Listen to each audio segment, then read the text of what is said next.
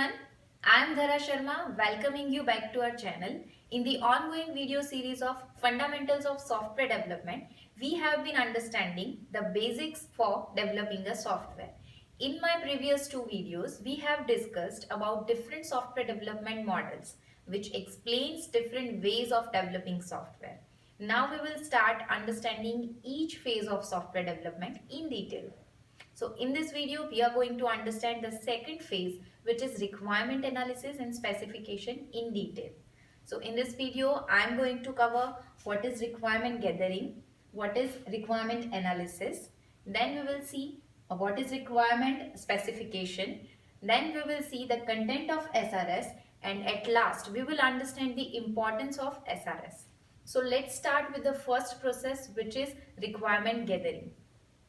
So requirements are basically the needs of customer, the services or features they need from the software to be developed.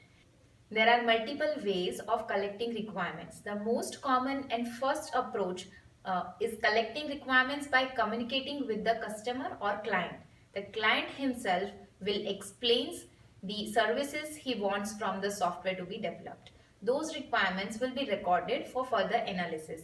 Apart from communicating with the customer, the requirements can be gathered by referring existing systems and existing documents, or by analyzing the scenario, or by communicating with end users, because it is very important to have clear idea about the needs of the client to start development of software, because on the basis of these requirements other processes will be carried out. So after collecting the requirements by different ways, the next activity takes place, which is requirement analysis. So now let's have an idea about the next process, requirement analysis. All the requirement would have been collected from different sources or from different ways. So all the recorded requirements may be ambiguous, incomplete or unclear. So after collecting the requirements, all the requirements are analyzed. If any duplicity or redundancy is there, then it should be removed. Or if any incomplete or unclear requirement is mentioned, then it will be required to clear the exact idea about it.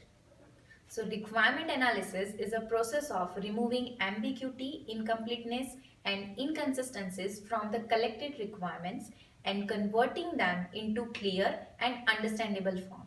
After analysis, next step is requirement specification. Software requirement specification is also known as SRS. After converting the requirements into clear and understandable form, they are documented. So this document is called SRS. SRS will work as an input for the next phase, which is design phase. On the basis of requirements documented in SRS, designing will be carried out. Here SRS is also known as black box because it consists only what are the requirements, not how and why they are going to be developed. It should not contain detailed description regarding requirements. SRS describes what the proposed system should do without describing how the software will do. SRS works as a contract between a developer and a customer. So it should be written carefully, and that's why SRS should be verifiable and acceptable or adaptable from both the ends, customer and developer. The organization of SRS is done by system analyst. Now SRS consists functional requirement, non-functional requirement and constraints of the system. Functional requirement means the functionality of the system. That means the functionalities or services provided by the software into which any inputs can be given. After that some processing is done and some output is generated. The features of the system are the functional requirements of the system, which will be documented in SRS. Non-functional requirements means the requirements other than functional requirements like security, portability, reliability, etc. This can also be the needs of software. So the non-functional requirements are also a part of SRS. Constraints of the system means some rules for what system should do and what not, like performance constraint for describing how performance of the system should be, quality constraint for describing how quality of software should be, interface constraint for describing how interface should be, etc. Everything is mentioned in the SRS. Now you might get the idea about what SRS is and what it contains. So let's summarize the whole concept and understand the needs of SRS or importance of SRS. SRS provides foundation for design work because it works as an input to the design phase. It enhances communication between customer and developer. Developers can get the idea of what exactly the customer wants.